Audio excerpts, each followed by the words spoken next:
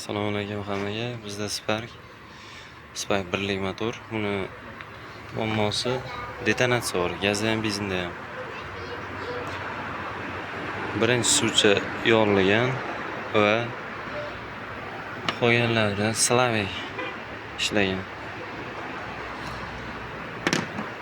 Buni yonilib ketishiga asl sabab injektor chiska qilinmagan. Bu 1lik motorda injektor yechish qiyin. Shuni hisobiga ko'pchilik yuvdirmaydi.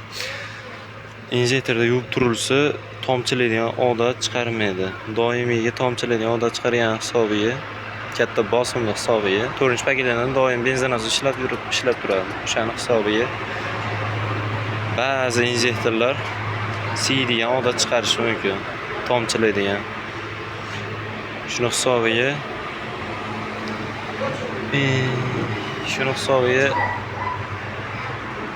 suvcha yonlaydi. Har birda katta rasxod emas bu. Ortiqcha mablag' talab qilinmaydi. Shunchaki yechiladi, injektor chiska qilinadi, yana qatiriladi.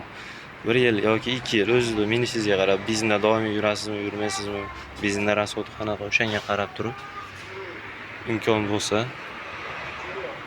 yurdirib turish kerak.